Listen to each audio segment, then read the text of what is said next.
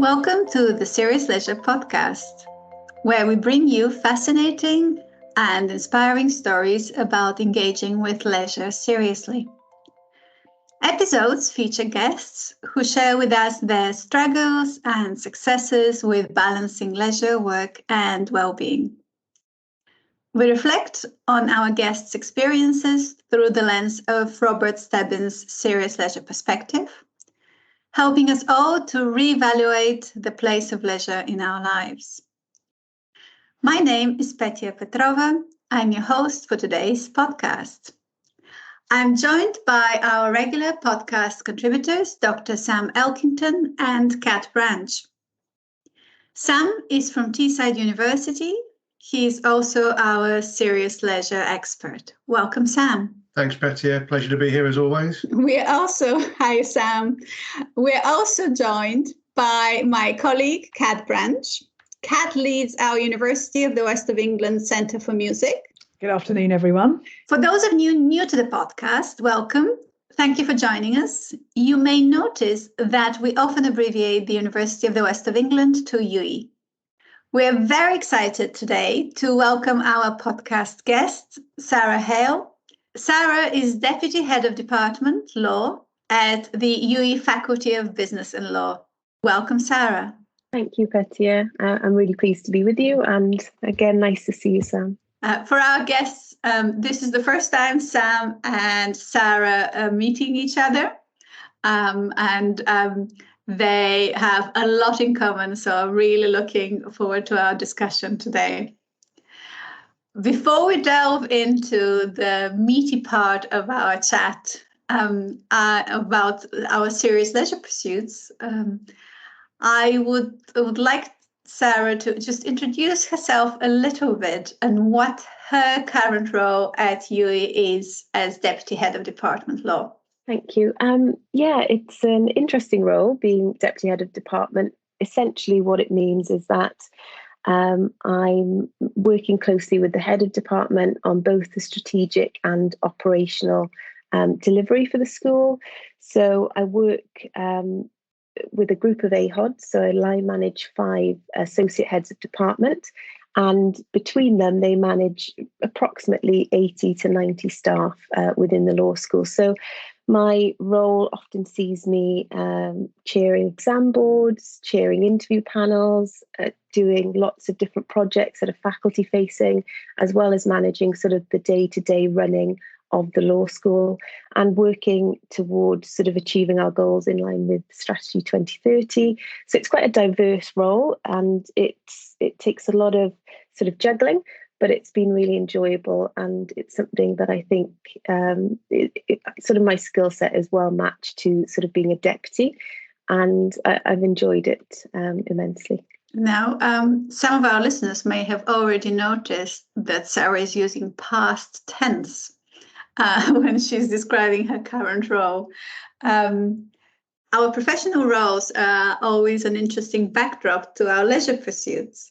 However, our talk today with Sara really transcends serious leisure. Sara is shortly leaving her impressive law role as Deputy Head of Department and taking up a role as the national coach for the Wales female netball team.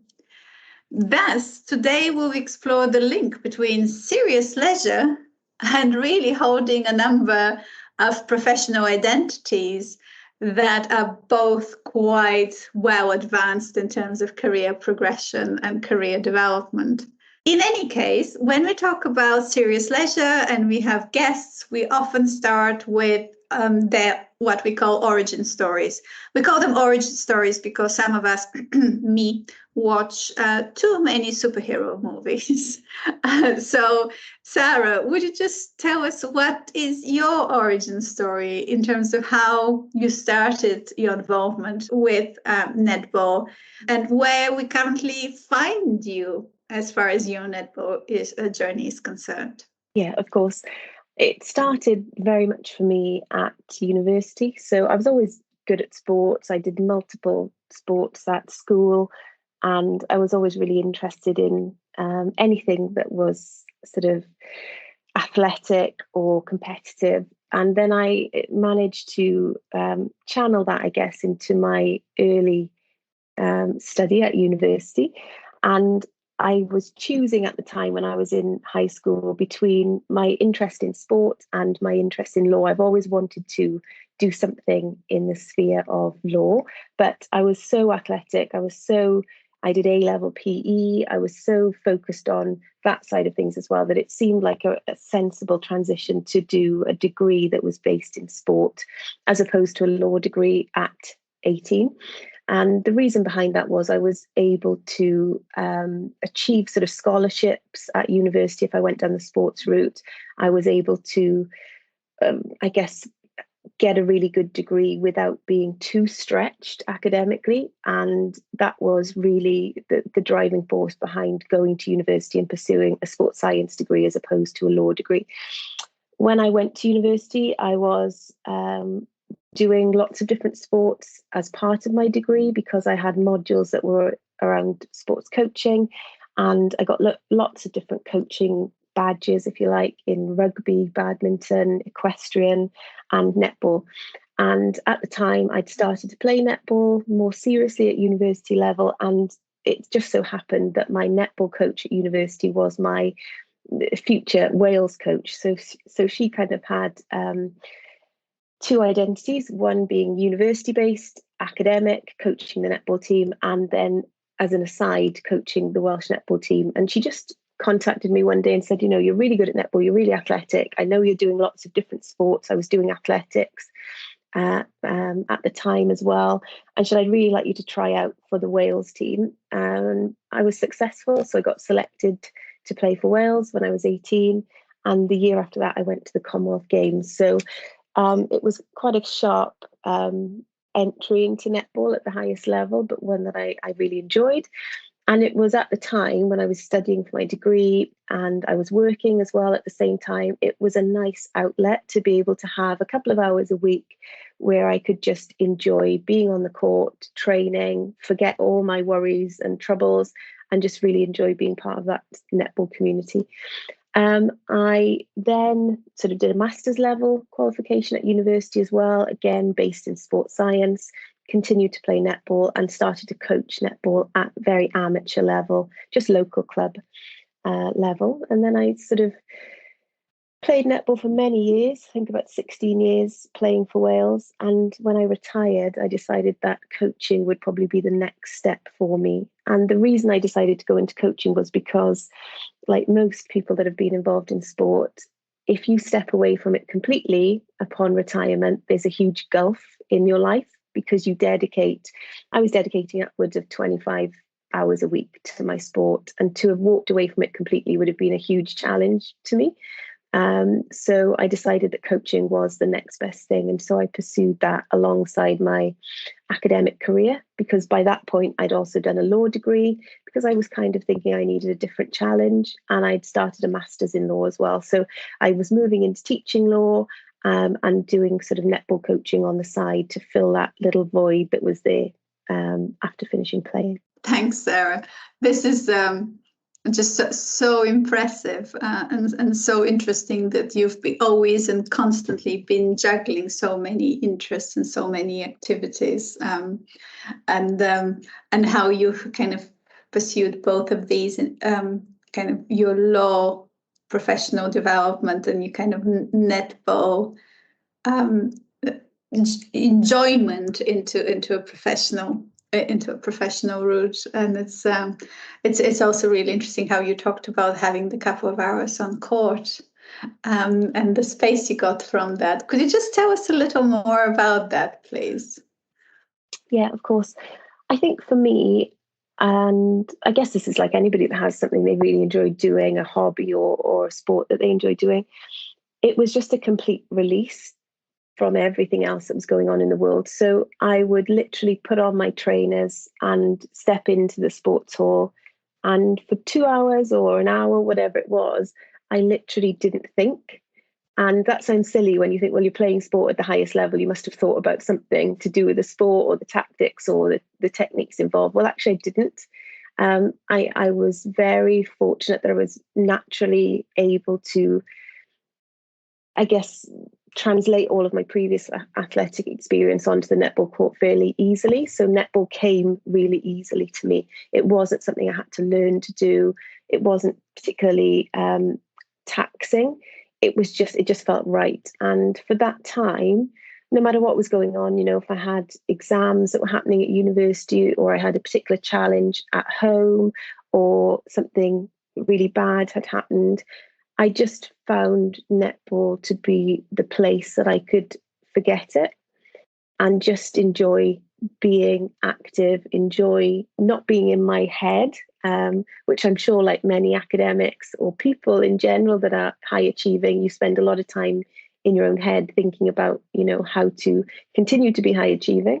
And I didn't in that space. And I really enjoyed it. I look back now and I go, actually, gosh, what a great thing that I was able to do, to have some time to just be present and not be thinking about the future or the past or the challenges that I was going through. And so it was a real release from that perspective. Thanks, Sarah.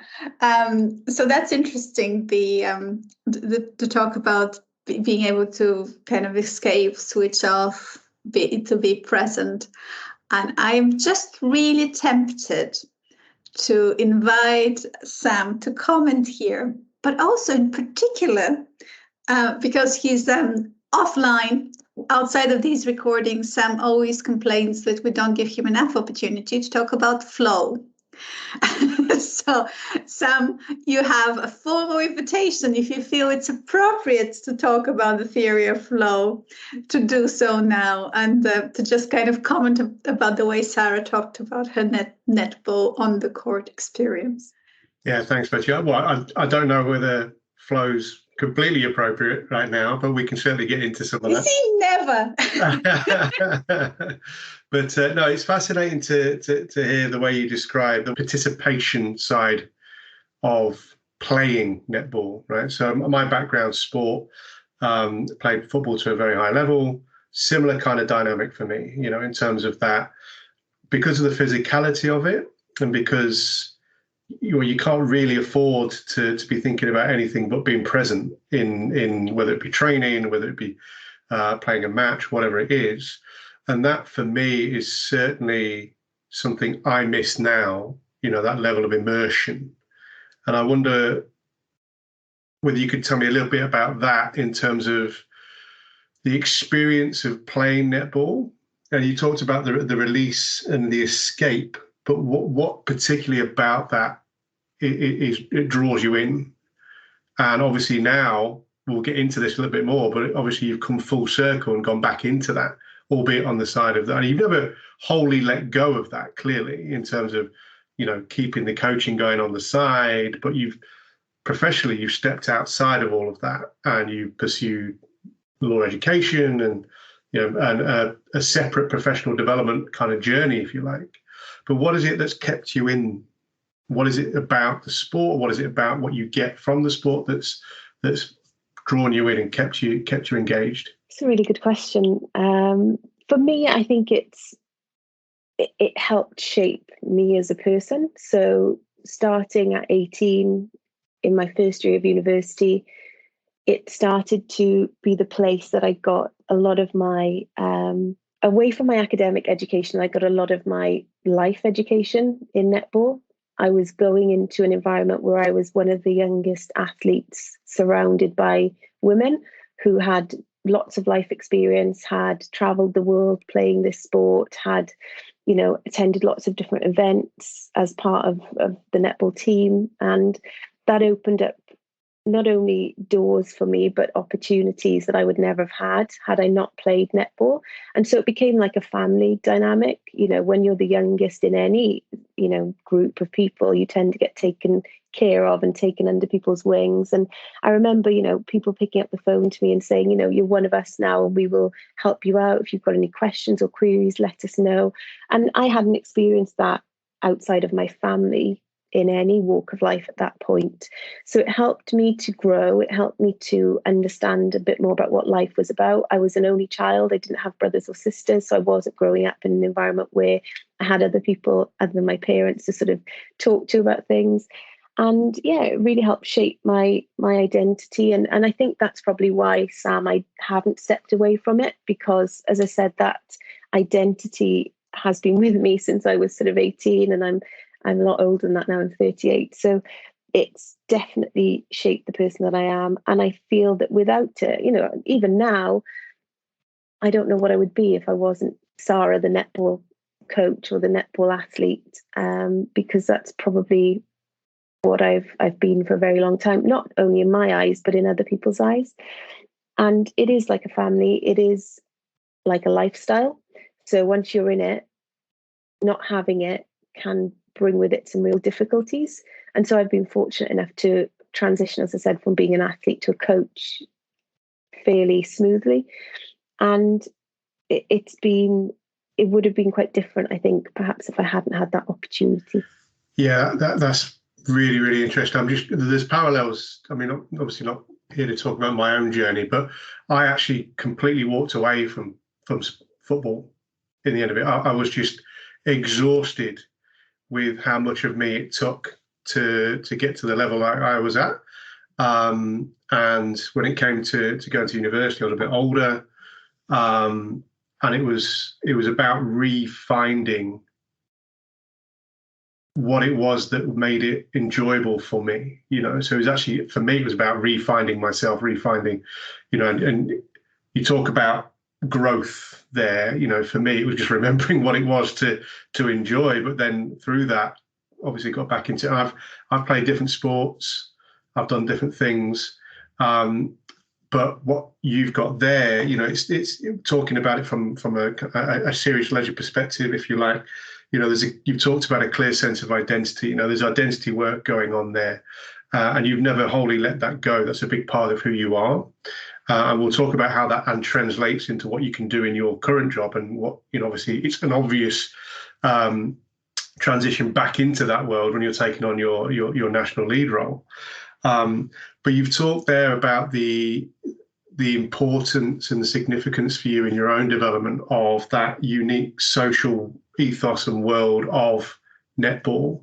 And that's another key characteristic of serious leisure. What we're talking about here, when we talk about sport in the context of serious leisure, we're talking about activity participation.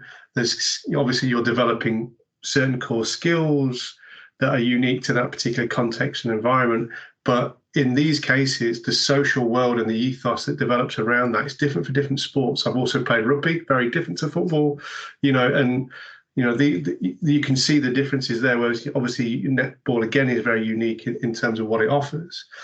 But what I hear in that as well is this nurturing quality of that social world. You talked about, you're 18, there are older women playing the sport that were taken under the wing, and you were learning from them. And we've talked in this podcast before about this idea of life-wide learning, and the importance of those types of contexts and circumstances for developing a broader sense of who we are. And very often in other podcasts, we've heard about people finding themselves within those particular pursuits. So I wonder whether you feel that's the case for you, whether, the idea of fit, this is where I was maybe supposed to be in terms of, but then you never really know, do you? So when we start out on these journeys, it's, well, I'll give this a go. I'll take it a bit more seriously at university and see where it takes me. And then all of a sudden you're hooked because of the things you were talking about there. But I wonder whether you could talk a little bit more about this idea of identity, because I think that's going to be our bridge into other things. And when we talk about identity from a serious leisure perspective, it's, you identify strongly with the core pursuit, which is the playing of netball, but also the social world and ethos within that social world. But what is it about that, the identity work that's important for you? What does it say about you? And maybe what are the biggest things you've learned about yourself through netball? A couple of big questions there. Yeah, I think the identity part of it is, particularly for me, I came from a background where I grew up on a council estate. I had a single parent family and mixed race.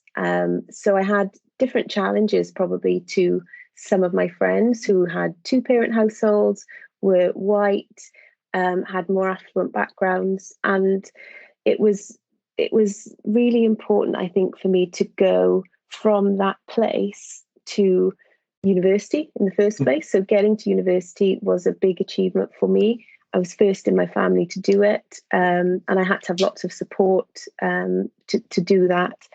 And then I think I got to university and I started to meet people who looked like me, who sounded like me, who had backgrounds that were similar to mine. And I started to feel, it was in Cardiff, by the way, I went to, it was UWE at the time, but it's Cardiff Met now. And I just felt like I'd come home. I felt like I'd gone from being in a valleys town in Wales to a big city. And I felt like I was much more at home and I was much more comfortable with myself. And then the next step of that was finding people that, you know, were like me, because I was a fairly strong person anyway. I was fairly resilient, and I knew that. I knew what it took to get out of where I was. And I mean that in the most positive sense. It's not that where I grew up was a terrible place. It was just that a lot of the people I grew up with had only ever lived in that place. They'd never left that place. They'd never traveled. They'd never had jobs that were different to the jobs they got when they were in school. And it was very much a case of, you know, young people having children because their parents were young when they had them.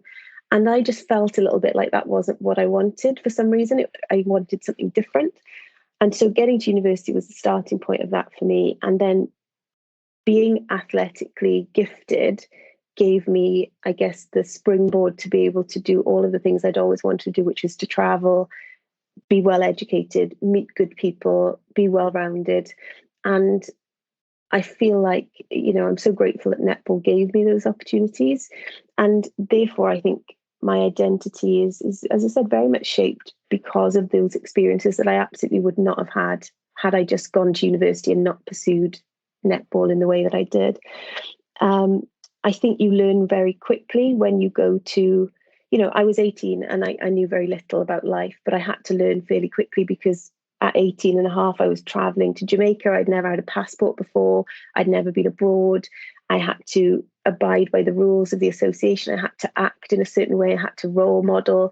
There were people now that were looking at me as this person who had this amazing opportunity. And I had to back that up with my behaviors and my sort of way of being. And that changed. That was a shift. You know, I wasn't used to that, but I embraced it because I recognized that that would be helpful in shaping me as a person.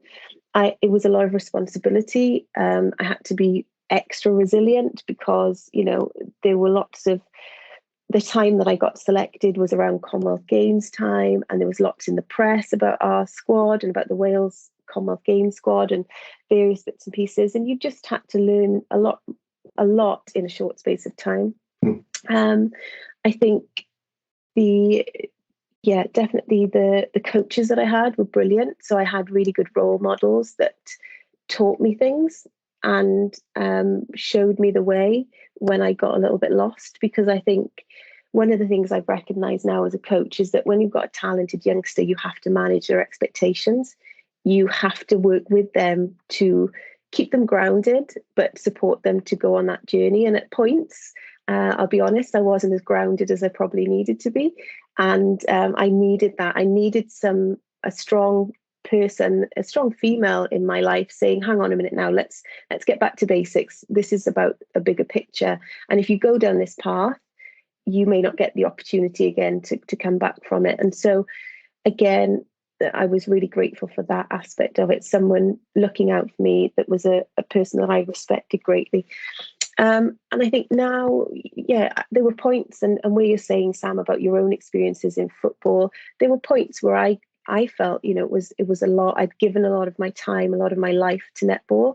And certainly towards the end of my playing career, I recognise now I got injured. I had an ACL tear, which kept me out of a Commonwealth Games in Glasgow. But I think at that point, my body and my mind were kind of telling me it's time to stop. I was 32. I'd been doing it since I was 18. I'd not had a season out before that. It was constant netball, constant training.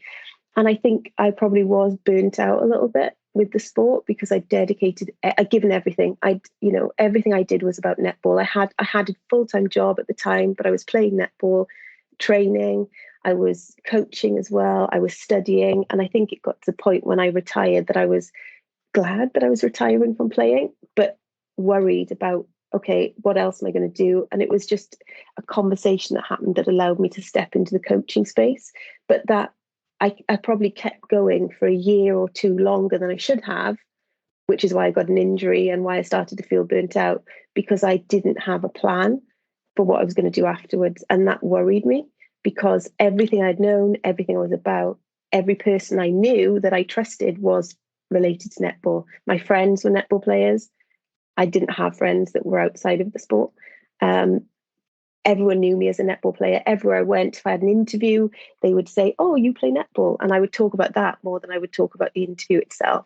People I met always said, "Oh, Sara, the netball player." And I was worried about not having that. And so I kept doing it for a little bit longer than I probably should have. So I can definitely identify with what you're saying about that sort of burnout and wanting to get out of the sport. But for me, it came with that worry that, oh gosh, if there's nothing else, does that mean I lose a part of me? And I think that was why I worked so hard academically to have something else. And I thought that would be being a law academic, but there was still that gulf, and that's where coaching came in. Thanks, Sara. Well, here comes a cheeky question, having done the deep scholarly discussion. So you talked about not wanting to let go of your netball identity. And I wonder how you feel about letting go of your deputy head of department academic law identity, and how those two ideas compare in your mind, in your head. I mean, for me, there was a definite interest in law. I wanted to do it. I was passionate about it. It was something different from sport, and I've been really grateful to have the opportunities that I've had, working in great law schools and great universities, and various other projects I've been involved in. I am really not sure at the moment about how I feel about letting that part of me go, because I'm just sort of processing, I think, what that might mean to me, because I've worked in academia for over a decade, and I've always had netball as a side thing. So I've never gone full-time netball playing or coaching. I always had academia or something else that I was focused on that was my day job. I am fortunate, I think, that I teach sports law and intellectual property law. So they're my subject areas, which lend themselves quite nicely to being a high performance coach, because a lot of the stuff I'll be teaching in sports law will be around anti-doping, contractual issues, image rights, governance issues, ethical issues to do with the sport. And then the IP side of things is very much about, wearable technology, patents, copyright, trademarks, which are all things that flow through sport, and particularly professional sport. So I'm able to use that, I guess, to my advantage in my high performance sport role. But I don't know. I honestly don't know how I'm feeling about letting the academic side of things go. I've been in that as long as I've, been doing netball. So they've always gone hand in hand, and I've never done one without the other. So it'll be a real interesting change for me to just have the one focus. And I think probably part of the reason why I'm doing this now is because juggling two things at this level is really challenging. And I think for my own sanity and well-being, I probably needed to make a decision at some point. Was I going to be staying in academia and pursuing this and not doing netball, or was I going to take the leap into netball full time and say goodbye to academia? And that's where I'm at now. Okay, so much in that. So let me start with, it's interesting, isn't it? Because the sports element, whilst there might well have been, from the outside looking in, people might think, well, full-time athlete, professional athlete. Well, actually you weren't. You were by definition an amateur athlete, because you were having to work alongside that. And that's very much, a misconception sometimes, where people think, well, obviously you're going off to the Commonwealth Games, you're playing at an international level, you're clearly a professional athlete. It's not how it happens. particularly in certain sports. Football very different in that sense, but certainly in your sport, that's not always the case. But I wonder then, because you're saying about letting go of aspects of your own identity, and that's problematic for everybody. But what is it that the academic role gave you that your netball role didn't? So obviously it's a meshwork of different identity facets here. I'm just really interested. So you're saying, like, it's about time I let go of one to concentrate on the other. But I'm just wondering what's kept you in the game in the sense of, the academic role for so long. Because I think we could all obviously empathise with the academic role, but I'm just interested for you, from your perspective, having made that decision to step away, what's kept you here for so long? Yeah, I think it comes back to the fact that, my sport and many others are not, but they are now. I mean, when I was playing, you could not make a living playing netball. Very different now. You can be a full-time netball athlete and make a very good living out of it. That wasn't the case when I started. I started to earn money when I was probably in my late 20s, and that was great because I hadn't had that in my early career. So I always knew that. And I learned quite quickly, as I said, from one of the things I think I was, even as a youngster, was somebody who picked up on things quite early on and quite quickly recognised what I had to do.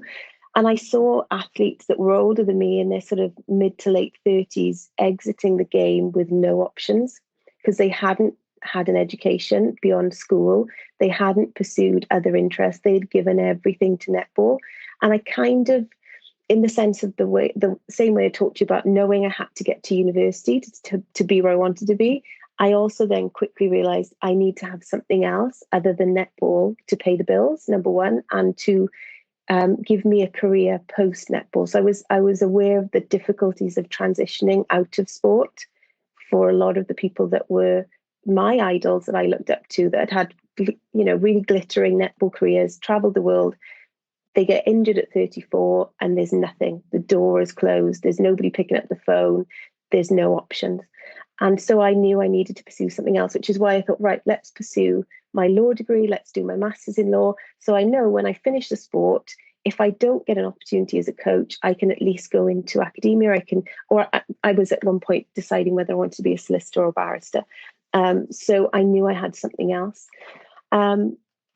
What I also think for me is I was particularly academic. So I did really well in school. I did really well in A-levels. I got a first in my degree. I got really good results with everything that I did. And I felt a little bit like, and this is no disrespect to anybody that coaches full-time or is an athlete full-time, sport didn't challenge me in all of the ways that I needed to be challenged. And so being an academic allowed me to use a different part of my brain, I guess, that requires some different stimulus. And I was really, really interested in reading the law. I was interested in cases. I enjoyed doing that. I enjoyed studying for my degrees. And so I found the one thing that netball didn't give me was that ability to challenge my brain and challenge myself in a different capacity. And I really needed that as to be the complete person, I guess. And that's why I've done both for so long, and why I've stayed in academia and why I've progressed in academia, I guess, because it was just something that I wasn't getting when I was doing my sport. The challenges of sport are very different to the challenges of being in a university environment, being a researcher, being a people manager, being an academic. I wasn't having those same challenges in netball. And I really did enjoy those challenges. And in the same way I say netball was a nice aside from the academic life, there were times when netball was really difficult, whether you're injured or you're away at a competition and you're not doing particularly well, or times are tough for whatever reason. Actually, I found academia then became really enjoyable because I could forget netball for a little bit, go into the office, do some teaching, meet with my staff, and not worry about Sara, the netball player. And so the two really complemented each other and still do. And I got a lot more out of the academic side of things because I had that ability to step away when netball became difficult, in the same way I got loads out of netball stepping away from academia and work when that became difficult. And that's why I've done both. And also, I think there are a limited amount of coaching jobs. You know, within the UK, there are 4 home nations, there are 4 head coaches, and there are 8 Super League teams. And the Super League is on Sky Sports. It's now increased, I think, to 11 this season. So there are only 15 head coaches in my sport in the UK. So there is no guarantee that if you take one of those jobs that you're going to be in it in 2 years' time. So I was always aware as well how ruthless sport is, and you're only as good as your last game as a coach. So even now I'm thinking, God, I'm going into it full time, but I've still got one eye on, you know, if it doesn't work out, I will come back to academia and I will be able to pick that up, I hope, at whatever point. Okay, I just want to make the observation here that I love the fact that academia is your fallback. That's brilliant, absolutely brilliant. Because for many, this is not the case. But yeah, I absolutely get that in terms of the, you know, Petty's going to come in a minute, but that kind of what, you know, the give and the take of it all, you know, certainly parallels with me. I knew there was more to life than playing football. That was something I knew from probably 15, 16, my early engagement with the sport. And I was probably that was my point of difference and a point of tension at the time. We're similar ages. So in terms of back in the day, education wasn't something that was particularly valued in the development and nurturing of young athletes. I was academically minded, and therefore it was something that I knew I wasn't going to let go, A-levels and the like. But in the end, it was to my detriment in the development of the sport. So, you know, the fact that you've done what you've done, you've had those parallel kind of paths, I think it's testament to your own. And I've written down here, you know, there's an attitude and orientation that you have to your own professional development, which is very, very positive in the sense that you try to develop that rounded person, and you've then you've lent on the sport and the academia side of that as and when you've needed to. And I think that's a really, really interesting journey in that sense, because, you know, for many of us, it's either or, it's not both. And I think that's really, really interesting. But we haven't got the time to really deep dive into that. So I know Petty wants to come in there. Thanks, Sam. So there is this idea of push and pull factors, Sarah, when you move towards something. The idea is what pulls you forward, what attracts you, and what pushes you away. And you're very clear about what attracted you to your law career, what attracted you to your netball career and your coaching career. But when you make a life-changing decision that you move from one role to another, there is also the factors that push you away from your current role. And I was wondering, in view that you're thinking you might one day come back to an academic career, I was wondering whether you have considered some of the factors that have helped your decision to move away from an academic role to a different type of professional role. If you want to tell us a little about that. Of course, I think what I probably not great at is giving myself an easy time. So what I found, certainly, you know, being an academic and being a deputy head of department and working my way up. So when I started in academia, I was just an associate lecturer doing hourly paid work. I then got a lecturer post, senior lecturer, program leader, the equivalent of associate head of department, and then moving to deputy head of department. And, you know, having opportunities to go to head of department if I wanted, but not taking them. So for me, I think I have a personality type that is all or nothing. So if I decide to do a job or a particular activity or project, I give it 110%. So I really do put the pressure on myself. And I think there is a little bit of perfectionism that comes in, and there is sometimes no end point to that pressure that you put on yourself. And I find I was doing that as an associate lecturer. It's nothing to do with the job title that I have. It's my standards and my expectations of myself. And I find that in it's not just in the academic field, because I have experiences in other fields, but certainly in academia, I find that the better you are at your job, the more you take on, because people realize that you're good and they give you more projects and they ask you to be involved in more things, and you do those well. And then it's kind of like a ripple effect that goes out. And I certainly at points in my academic career found myself working evenings, weekends, on the bus to netball, on a flight, waking up at night at 2 a.m, writing down things that I've forgotten to do or that I need to do. So I feel like my personality type and the requirements and the demands now of being in academia are such that it really is difficult to get away from that perfectionism and really difficult to get that work-life balance. Hi, Sara. I am fascinated listening to the discussion so far.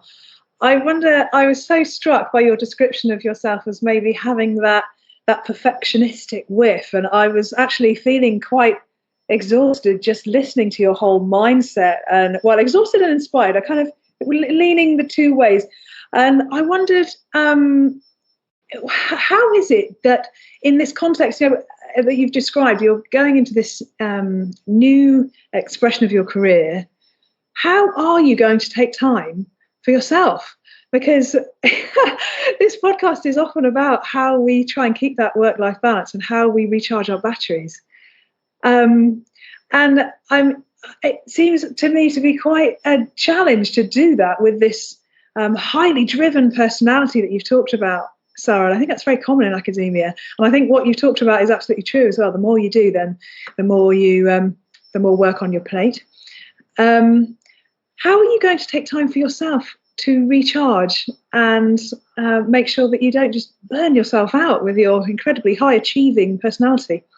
Again, a really good question. I think for me, I've learned that I need to have downtime and I need to have time away from what I'm doing. Essentially, I'm a very introverted person, so I don't thrive off being around other people. And I actually find that I need to recharge after I've been, in a group, whether that's in a netball setting or in a work setting. And I actually really like being alone and having my own quiet time. I like to sit and just read a book or go for a walk. I don't have, this personality type that requires me to be on the go all of the time. So I've learned over the years, I've actually done some mindfulness. I did a mindfulness course because I recognized, as you've rightly pointed out, that there is no way one person can be, a full-time athlete, study, work, coach, run a department without getting exhausted at some point. And so I think, again, recognizing in myself where I need to bring that in and having the tools to be able to do that. So, I'm fairly proactive with it. I have done mindfulness courses. I've spoken to counselors. I've drawn on all the support from my family and friends. And I think recognizing that you need that headspace is really important. Managing it and getting it in is challenging, but I try to have pockets of time where I don't have my phone on. I don't have any social media, so I don't access any of that. I haven't for 3 or 4 years now. I don't find it useful. I only hang out with people that I really enjoy being with. I don't surround myself with anybody that gives me any headaches or stress. I used to when I was younger. I used to tolerate a lot of people. I don't now. I have a very small circle of friends and family that I spend time with. I make time for them and I make time for myself. And when I finish at UWE, I'm actually taking a month off before I start my new job. So I won't actually be going from one to the other. I will be having a complete break from both. And I will then be stepping, I hope, recharged into this new role. So, it's a real challenge. I didn't allow myself to have that downtime in my early career, but as I started to recognize the detriment that was, the effect that was having on me, I started to read about it. Read and I listen to podcasts, which I enjoy around, how we can help ourselves and improve our well-being. So I think I have a lot of tools I can draw on, and I'm certainly very aware of the fact that you could easily. I think at one point I did get close to burnout. And that was a signal for me to, take control of it and draw on some support so that this never happens again. and I'm grateful that it hasn't. But I'm also aware that, you know, it's always going to be there. I'm never not going to be a perfectionist, so I need to manage this. Yeah, that's really, really interesting, Sarah. It's not necessarily a question, because I think you probably answered it quite comprehensively with your response just there. But I was just thinking there, at what point does this personality that you are, you know, in terms of that 110% in everything you do, and I think we're all in the same space there. You know, academia for me has been a space where I've flourished, yes, but it's also taken so much of me in terms of my energy, you know, and to the detriment of relationships and everything else. I think, again, something we've talked about in previous.